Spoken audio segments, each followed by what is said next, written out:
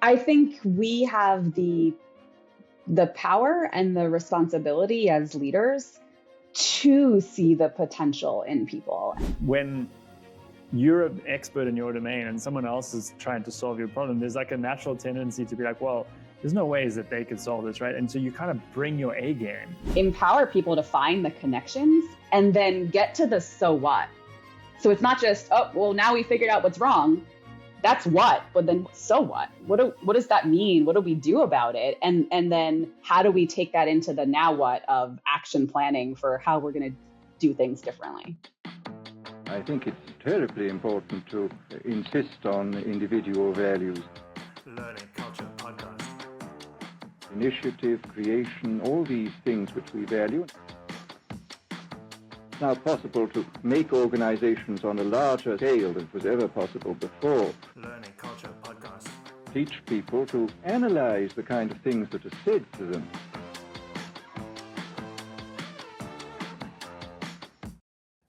Welcome back to another episode of the Learning Culture Podcast. I'm Andrew Barry, your host, and this is a show where we explore how to build learning cultures inside companies. Joining me this week is Robyn Ginese. Robyn's had an incredible journey, starting with nearly 20 years in higher education, where she developed a reputation for seeing potential in people before they saw it in themselves. She's since brought that same magic into the corporate world, where she's now designing and running leadership programs at scale across global teams. In this conversation, we dive deep into the power of experiential learning, how metaphor-driven programs like orchestras and Rube Goldberg machines can transform how people think about teaming, leadership, and accountability. Robyn also shares what she's learned about building confidence, holding the mirror up with humility, and creating environments where feedback actually builds belonging. We talk about the specifics of how her lead program brought over 90 leaders together through shared challenges, how cross-functional collaboration drives better thinking, and why the best leadership development isn't just about skills. It's about networks, self-belief, and clarity of purpose. Finally, we also explore the future of leadership in the age of AI and why task execution won't cut it anymore. It's about thought leadership, systems thinking, and learning to ask better questions. This conversation is packed with insights you can take straight into your work. Robyn brought so much energy and clarity to the mic, and I'm excited for you to hear it. So with that, please sit back, relax, and enjoy my episode with Robyn Ginese. Robyn, thanks for joining me on the show. Absolutely. Thank you for having me. Yeah, I'm excited to get into things. So you've been in higher education for a large part of the early part of your career for quite a long period of time. And I was reading over some of the recommendations on your LinkedIn profile from former students of yours. And it's quite consistent across all of them in praising you as a leader, as a teacher, which is near and dear to my heart. One of the things that stood out was people talked about how you saw the potential in them, right? And that's an incredibly powerful thing for someone to be on the receiving end of. And so I'm wondering if you could speak a little bit to that. What are you seeing in people, and what effect does that have on someone when you notice their potential? Oh my God. I think we have the power and the responsibility as leaders to see the potential in people and to polish some of that unrealized potential. And I think especially from my, almost 20 years in higher ed, one of my most fulfilling experiences are around how I was able to see potential in someone that they didn't see it in themselves. And I was able to empower and challenge and give some good feedback and give people the opportunity to prove it to themselves and really grow in that process. And sometimes that takes a leap of faith, but it changes them on the other end of it, right? It creates such growth and the confidence that we have the opportunity to build in people, that confidence to then take other risks and other changes and see themselves in a light that they really hadn't thought of, maybe imagined, but didn't see yet. I think that's one of the best parts of working in any type of learning and development, whether it's in higher ed or corporate or anything. So I love it. It builds belonging, it builds connection, it builds confidence. And I think it's our obligation to do that. And it works on the other end too. How do we build humility in people who maybe have a bit more of that inflated sense of how they're coming across and need to hold the mirror up? So I think it's crucial. Yeah. So I love that, and it's really unanimous across all the feedback that was posted on your LinkedIn profile. And I'm going to come back to some of this because I think to me there's going to be a thread through this conversation to kind of signpost this for people around how we're thinking about evolving as companies and as people and talent developers with AI, right? And how important leadership especially is in all of that. And I think this idea of self-belief and, like you said, this the belief that gives people to then take risks, I think is going to be exceptionally important. And I'm going to come back to that idea of risk taking. Yeah. But just to build on that quickly, what you develop leaders now for a profession. Like how do you teach someone to see potential in others? How do you teach them to see potential in others? I think to show it, or to kind of fill that person that's following them, that's on their team with that self-belief that we were talking about. Yeah, I think it's two ways. One is you have to model it. People emulate what they themselves have experienced and appreciate. And so if we're hoping to build leaders that show others how to do things, that empower others and challenge them and support them, then they need to feel challenged and supported and empowered. And so in what way do we model it for them? And then I think, in what way do you pose and ask the hard questions? So, often I think one of the biggest challenges leaders have is we think, myself included, we think that we need to be in the clouds and the weeds and in the middle all at once. And the truth is that the only way we can get things done is through other people. None of us can do it alone. And so that influence that leaders have to bring means that we need to delegate. We need to bring people along on the journey. We need to empower them, and helping people realize that you can't do it alone. Yeah. And who do you need to surround yourself with to really make this successful? And how do you make this about we and us and not I? I think that becomes really compelling. Yeah. That's actually another theme I'm gonna bookmark and come back to, this idea of a network and how important it is to surround yourself with people that that are like-minded or kind of your partners in crime as you develop your career at a company. But so you mentioned you had I think 18 years in higher ed, and then you made the leap into the corporate world. What was the impetus behind that? Oh, it's such an amazing question.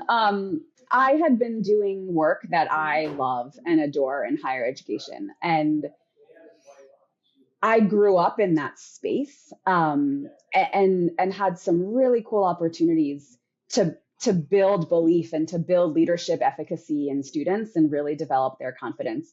I think after 18 or so years in that field, though, I started to realize that I was becoming the expert in the room. Like I was becoming the one with all the ideas. I was becoming the main strategic thought partner and thought leader. And I loved doing that and connecting dots, but I also wanted some challenge as well, right? I wanted to continue to grow. And so I think the impetus came, some of it was serendipitous. I had an experience, an opportunity while I was on a training course with someone that saw transferable talent in me. And I didn't realize that I was being watched, and I didn't realize that I was being interviewed before I was being interviewed. But I think it just goes to show how much the work we were doing in higher ed is transferable. And so they empowered me to really take this leap of faith. And I think also higher ed, talent is a commodity, and higher ed has an opportunity to hold on to good talent. And it's natural to get some of that itch when students graduating start to lap you upon graduation, right? And so I started to get curious how else I could add value and feel valued. And then when I had this chance to say, hey, what you're doing over there is incredible. Have you ever considered doing it over here? I don't think I realized how much synergy there was between early career development and executive development. And the conversations really are very similar. Much different context, much different scope, but very similar in the skill of how we develop people. And so I took the leap, and I, I have my roots and my wings. I have my wings in this leadership executive development space in corporate, and my roots in higher ed, and continue to teach and give back to that space too. Yeah. Yeah. And isn't it amazing how this is a cycle? Like, there was someone who saw potential in you, right? And I think also one of my reflections on that is that you never know when you're being watched, like you said, right? Like you had no idea. And so it sort of speaks again to the importance of always showing up as the best version of yourself. And yeah, honestly, like, how difficult that is, like for leaders. And yeah, I think just some reflections there. Maybe we come back to those ideas as well. But that's really cool. And so one of our previous conversations, you said that one of the things you learned about higher ed was that people or higher ed doesn't know what to do with good people. And I'm really curious about that. I'm like, what does that mean? And what can we learn in, executive talent development roles from that lesson that you learned? Yeah. And, I think it's pockets. I think there's plenty of folks in higher ed that do. There are plenty of folks in every field that don't. Right. And so I do think that it is, it's how we see talent as a commodity. Leadership is not just what we do. It's how we bring people along on a journey with us, and how we make them feel connected and that sense of belonging. And I think there's data out there, right? Fulfillment comes. We see this in World Economic Forum and all these different sources, that people are looking for purpose. They're looking for balance. They're looking for growth, and they're looking for connection and validation. And so I always think about that when thinking about how, from a talent perspective, we can wrap our arms around people. Again, it's never I, it's always we. We need to feel valued in what we do as humans. And that's how we get the best out of people, when we show the appreciation for what they bring, when we challenge, when we give feedback. And if we reward mediocrity, then there's no incentive for great people to continue giving great, right? So that's on us to earn that best of them through the way we treat them. Yeah.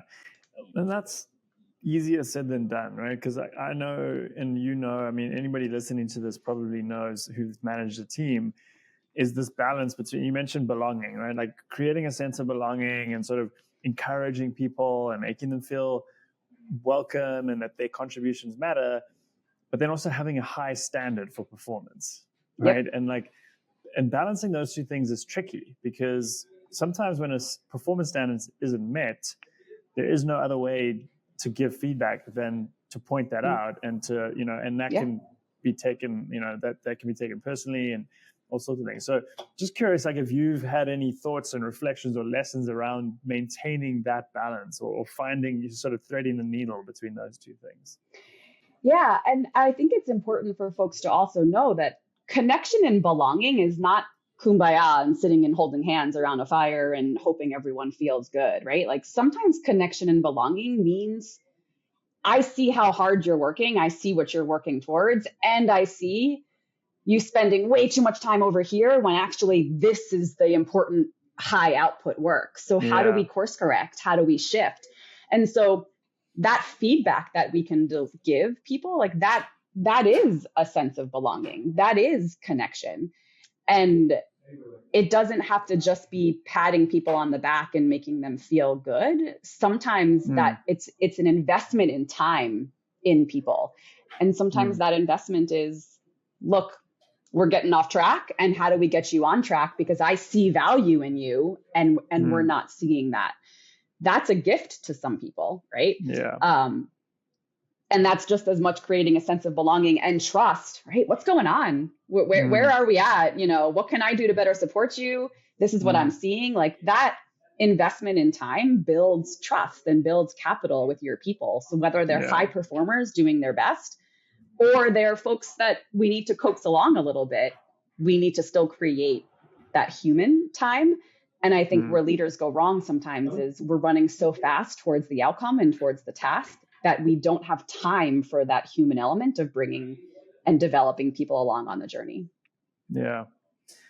No, and I think another helpful sort of perspective on this that I've recently adopted more in our team is the idea of the difference between a family and a professional team, and how when in a family your like membership is a given, right? And like you don't have to like do anything to earn it or whatever. Whereas in a professional team, that's not the case. Like the team has to operate at a high level to be able to have members in the first place. And so that means the members have to operate at a high level to be, to earn their membership on the team. And that kind of like gel with how you see that? Yeah, I think people need to have an accountability to other people, right? Yeah. And maybe you could say we have that in a family. I don't know. I think this combination of a team versus a family, I don't know. Sometimes I feel like family is family, right? We don't want to guilt people into feeling like team should feel like family. Agreed. But at the same time, I'm successful because you were successful and we worked together, right? Like they're a high performing, successful team feels that sense of accountability to each other. If I need something and you could care less because you're working on something else, well, then we have an issue, right? We have a gap. Right. And so, yes, I think there needs to be a little bit of that. What am I doing and how do I pave the way for success for our grander team? There has to be that willingness to see beyond my little square. Yeah.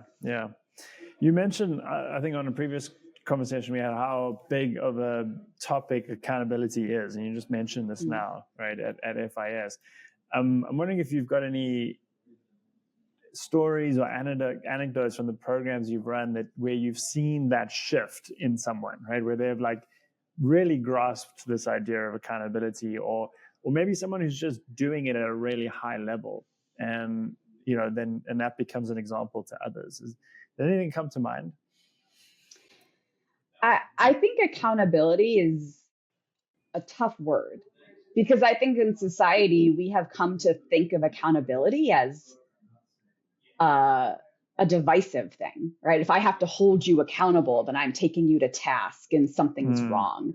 And I think folks that reshape their mindset on accountability are the ones that do it best, right? It's not a bad thing. Accountability is a course correction. Accountability is how do I catch you before we fall off the cliff? How do I ask the question so that I don't wonder 6 weeks down the line, oh, I should have brought that up. I had it in my mind, right? And I think there's a difference between responsibility and accountability. And that tends to be where I get the most light bulbs from folks, is helping people see that responsibility is having ownership over the task.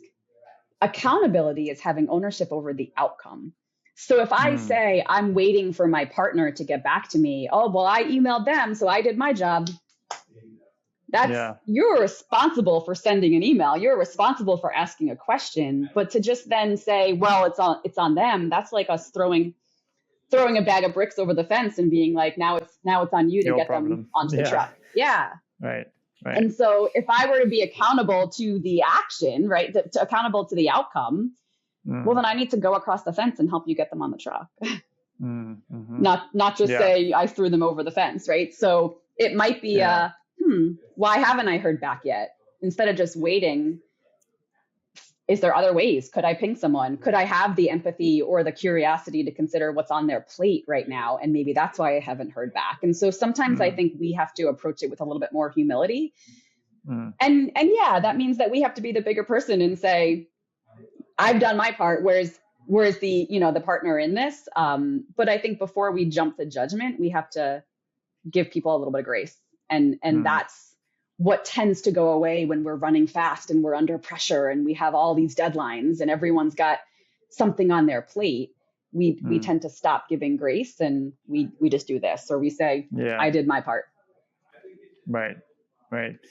Yeah, that's that I love that analogy of the bricks and yeah, like I think that's a perfect example of a leadership or a mindset shift that comes through and is important for leaders who don't, like I think this is another thing that I want to, and this we'll get into now the programs that you've been running at FIS, but in my experience, a lot of new leaders especially like don't have any clue about this kind of stuff, right? And it's not that they're not smart, right? These are all very smart people performing at a very high level. And when you explain something like that, the difference between responsibility and accountability over task versus outcome, it's like, you talk about light bulb moments, I say aha moments, like those just are shooting off across the room. And so that's to me is like the power of a leadership program, right? Like that is just giving people a new way to look at something that then they can run with. So with that, let's sort of dive into it. You run a program at FIS called LEAD, and it has, I think you said, but I think actually this is what I reached out to you on LinkedIn about. It had 96 people went through the program, and it was experiential. And you that's kind of what you brought from the higher ed, and I'm curious just to learn more about that program and how you're doing that as well at that scale. And maybe we can start with something, maybe at a high level, first of all. When you first ran and completed this program at FIS, what was one unexpected outcome or benefit from the program that you saw that you didn't necessarily design for going in? An unexpected outcome.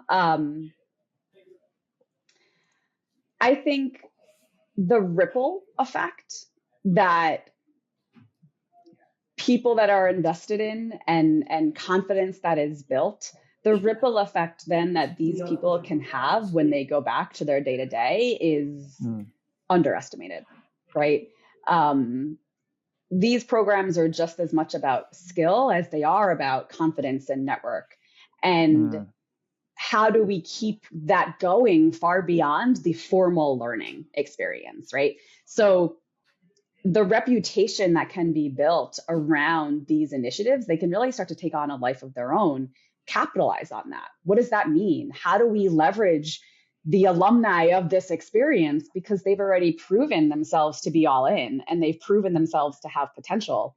And so how do we leverage that? How do we ensure that their voices are heard, their insight is given, we bring them back into things? They're our first groups. I like to say pioneers or champions. We already have this built-in audience. Let's build up their connection. Yeah, I think that for anybody who runs programs like this, that's one of the biggest, I want to say, like, misses that I see in a lot of these programs is not incorporating the alumni. And you've hit the nail on the head. It's leaving so much on the table to not bring them back into the fold. Yeah. That's really great. So let's just talk about that being experiential at scale thing. Like what are some of the things you've done that have worked, and maybe actually as a sort of follow-up question, what are some of the things that didn't quite work out that you learned from in doing that? I think development is funny, right? Because it has to happen with some kind of scale. There's a lot of time and investment that goes into building out these programs. And so if we're building these programs and only 5 people are being affected by it, maybe that is incredible for those 5 people, but is that sustainable in the long run? And so finding that balance between development and scalability, I think is an important one. Yeah. And it's combining some type of cohort or community-wide experience that people can go through together. And, my background is in leadership and experiential learning. It was some of the stuff I got to do on college campuses, and I've brought that in with me. And it's really about metaphorical learning. What are we trying to solve for? What is the gap? What is, after a needs analysis, what is the gap that we're trying to fill? And how do we do that in a way that's engaging and fun and hands-on? And we can create a metaphor so people understand and they don't get defensive, but they understand what we're solving for here. And then we use the metaphor for development and growing and learning. and people are having fun doing it. So how do you create that communal experience that they can go through together, but then also marry it with some of the individual touch points, right? What does that mean for the individuals going through the program? How do we ensure that they understand what are the 2 or 3 things that they can do better in the coming year? And can we get their managers involved? And we do 360s and coaching and things like that. So they get both the yin and the yang of the communal and the individual development together in one. I wonder if you have an example of that, the metaphorical learnings. I think that's really interesting. And I feel like that example of the difference in responsibility and accountability is an example of, a metaphor, or at least the way you describe the difference is an example of a metaphorical approach to that. But I'm curious if you have any examples that you can tackle where you kind of identified a gap or a need, and then, just to unpack that process a little bit, it might be interesting. Yeah.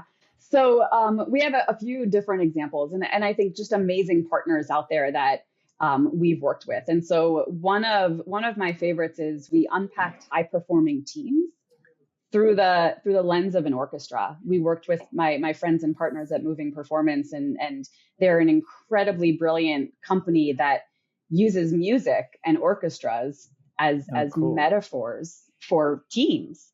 And that was a really powerful experience, and one where, again, we can talk all day long about teaming, but let's get it out of the everyday and into another example of where we see teaming. You also see teaming in emergency room, right? Medical hospitals, things like that. What an incredible example for high performing teams. Airline attendants and the way airports are run, another example of high performing teams, right? And so if you can think about, if the goal is to get people to understand the ins and outs of high performance on teams and what works and what doesn't work, where are there examples in the world where we can use that as a metaphor and model it? And so we've done things like that. We've worked, executive presence, executive communication. That was something that we knew that we wanted to dial up in our leaders. And so what better way to do that than who is excellent at communicating and who's excellent at being able to think on the fly and come up with quick, succinct responses? We turned to an improv group, right? We worked with folks at Second City Improv, and we brought that to life. And so who's great at this? And then how do you work in partnership to take the concept, but overlay it with the business context of what we see and what we need our leaders to do differently? We've also worked with partners at Outback Teaming and Team Building, which is a team building company. And they said, we could do this for your people. And I said, great, let's do that. But let's add XYZ to it, so we really can create a metaphor for teaming end to end. And so, leveraging what's out there and having it be engaging and memorable, but also making sure it's relevant to the business context of what we're going for. I think how we process it on the back end needs to be relevant to their day to day. Yeah.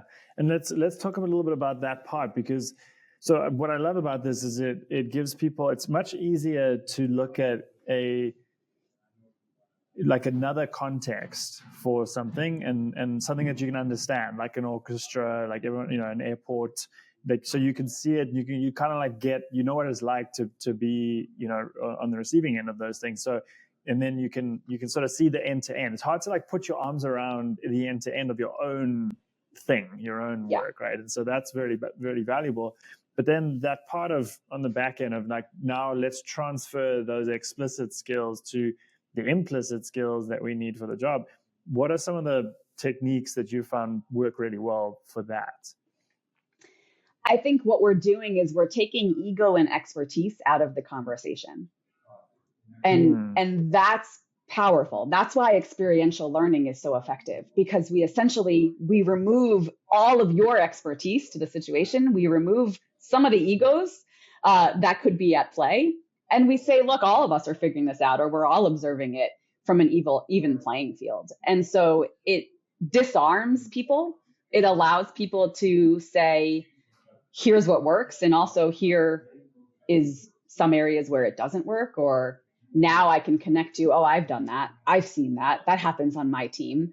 And it's not about being defensive because it's not our world. We're seeing it play out elsewhere. And so that's the power of it. But then how to connect it to the implicit skills, you need to be able to tie it back.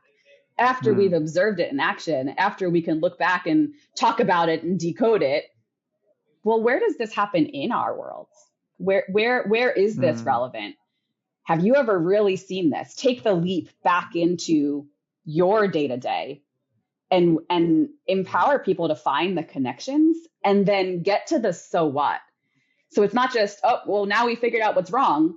That's what, but then so what? What does that mean? What do we do about it? And then how do we take that into the now what of action planning for how we're going to do things differently?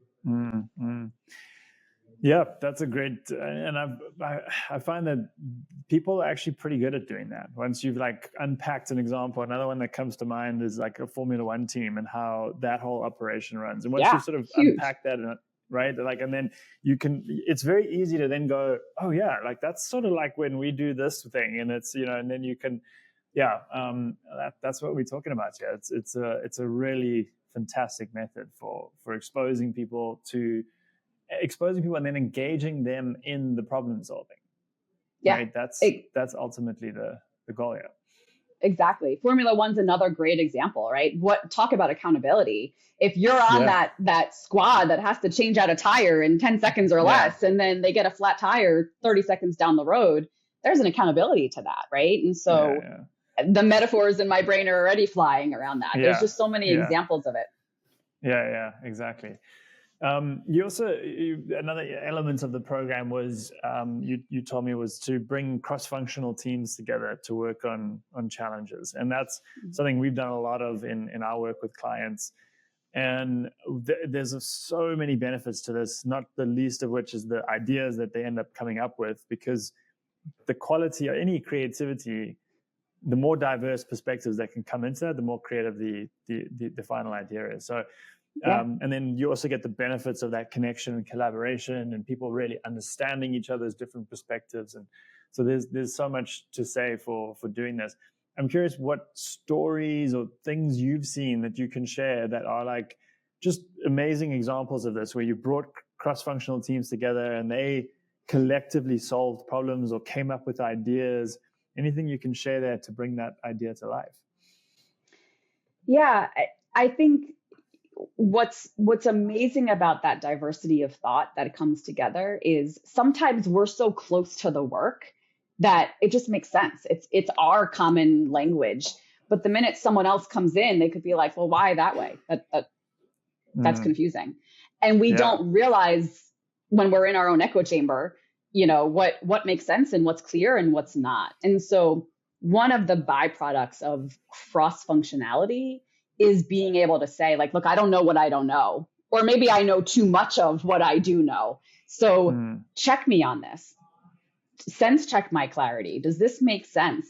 And in the example of some of our leadership programs, we give them these business challenges that they have to work on. And, you know, if the challenge that you're solving for is something around a new product or a new way to leverage AI or whatever it is, and you're someone that works in finance or legal or HR, well, that's not my expertise, right? But just because it's not my expertise doesn't mean that I'm not a receiver of it, right? A client of it. And so watching people that are not product people or not software engineering people be able to weigh in on how we can do things differently, like that was so rewarding. And it builds credibility and efficacy. It builds confidence in people to realize, wow, I actually do have a say in this.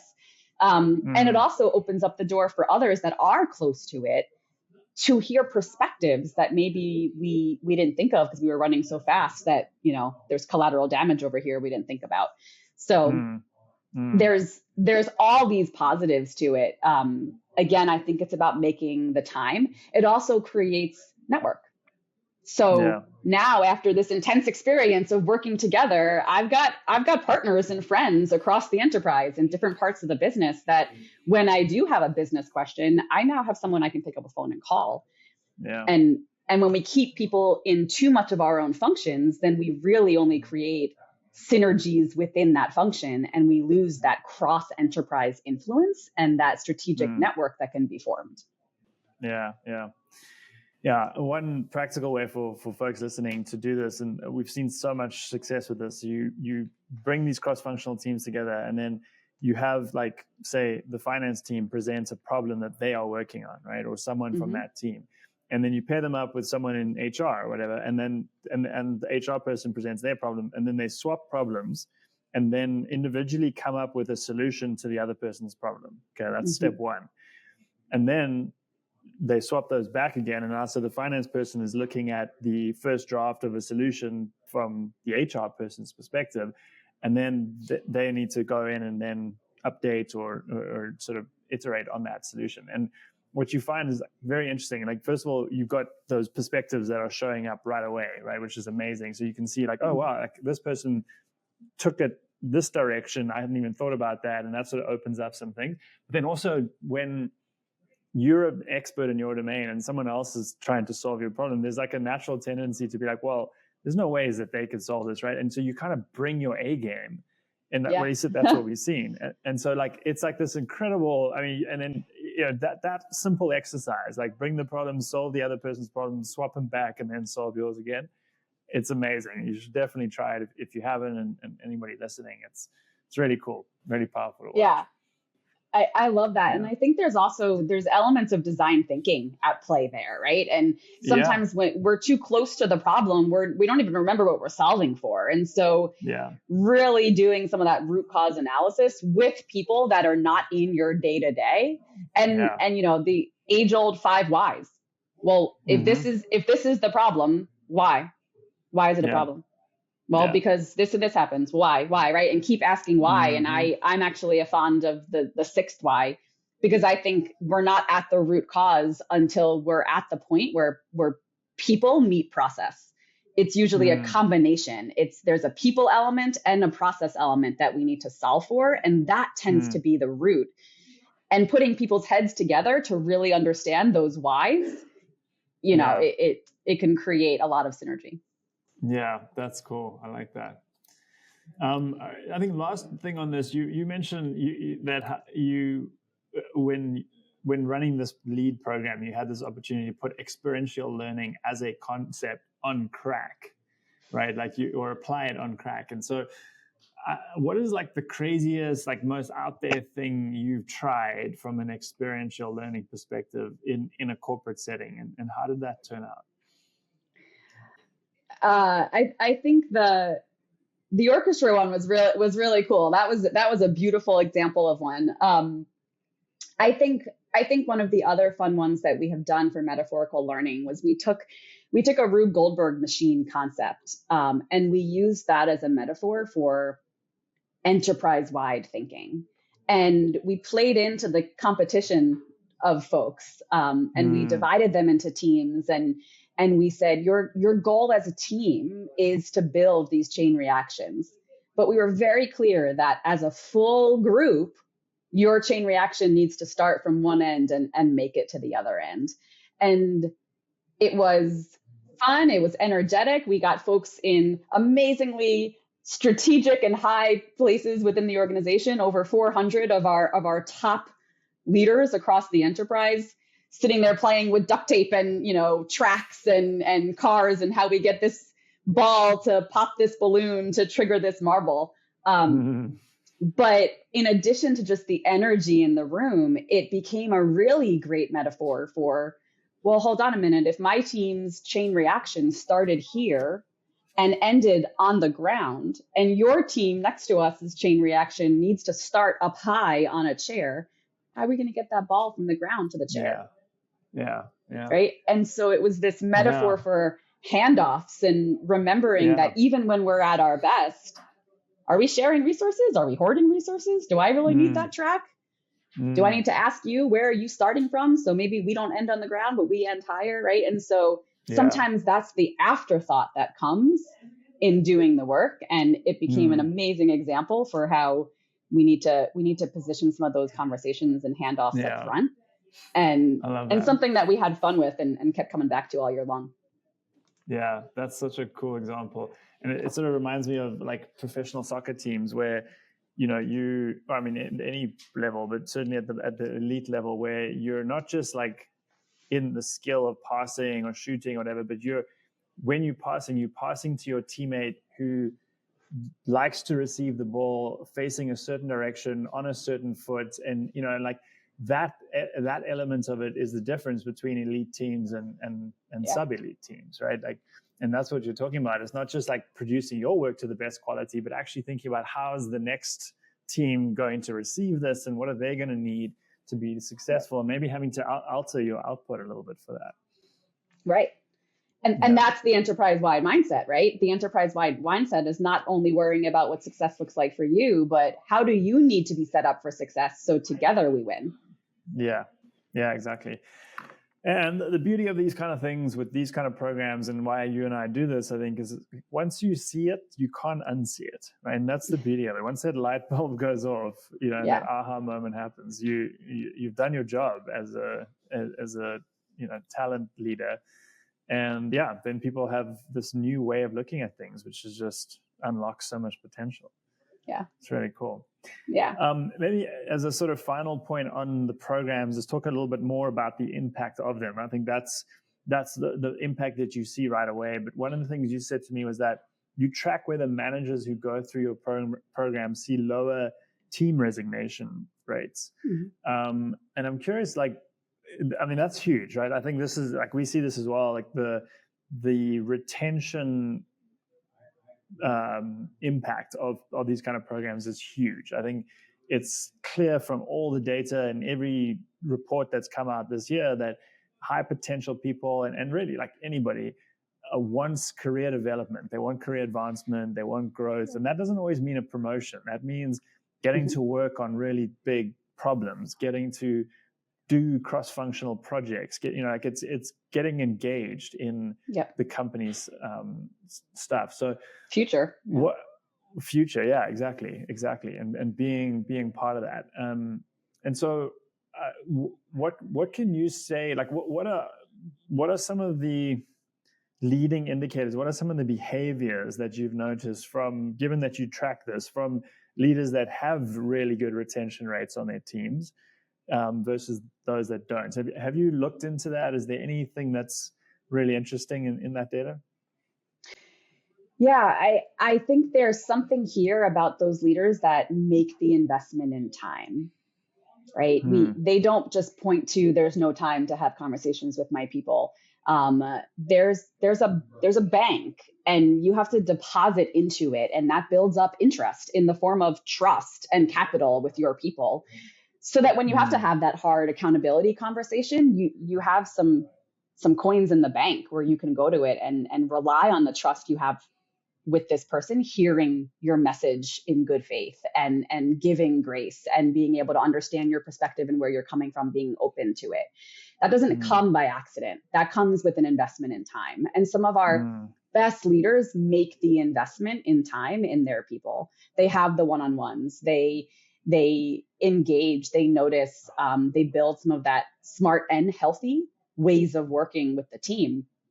And so I think folks that build trust and psychological safety with their teams, folks that are willing to have the hard conversations, they don't sugarcoat it. They don't just let it go.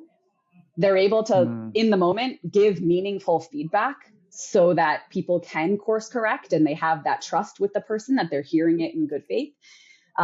Folks that delegate, right? How are you bringing people along on the journey? Sometimes we as leaders don't realize when we are the bottleneck because we're taking on so much, and in good faith of trying to help, we don't realize that sometimes we're disempowering people or giving others an excuse, right? Depending on who your talent is, you could do either one. And so delegating meaningfully, and then I think there's something about clarity. Right? Are you being clear? We can't hold people accountable if we weren't clear from the onset. And so having the humility as leaders to really ask, well, was I being clear? Or was I prioritizing for my people? Or am I throwing everything at them and expecting them to boil the ocean? And constantly changing the needle of what's needed. So those are some of the behaviors that great leaders emulate, and that turns to better retention of our teams, because we know the data tells us that people leave people. They don't leave jobs, they leave leaders, and Gallup and so many other resources say that. And so how do we really consider what does it mean to be a great leader for my people? I think one of the misconceptions is people managers thinking that their work is just the work. Yes, we need to do the work, but part of the work is also managing the people. And we need to do both, right? We can't say we don't have time. We need to bring our people along with us and coach them and fill in their gaps too, so that we get the best of them, and then we can focus on the work. And as people leaders, we need to be doing both in tandem. Yeah. That was a masterclass. You mentioned, just to recap for everyone, building trust, giving feedback, having tough conversations, delegating to not be the bottleneck, and being clear on priorities and expectations.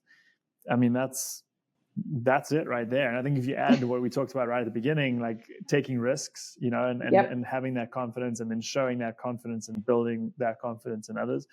I mean, and maybe accountability we talked a bit about, like that feels like a pretty mutually exclusive and collectively exhaustive set of really important leadership characteristics, especially as we evolve in this age of AI, where AI is going to come in and just eat productivity. Like, if you're just a really strong task executor, like to me, if you can't be a leader, if you can't shift from just being a task executor to being a leader, you're probably not going to have work in the future. Like, that's the adapting that's needed. And you and I talked a little bit about this, and maybe we can end the conversation here as you think through the impact of AI and how it's going to not replace people, but it's going to, it's not about fearing that replacement. It's figuring out, how can I use AI to augment what I do, and therefore lean into these kind of things that we talked about. Take more risks, take more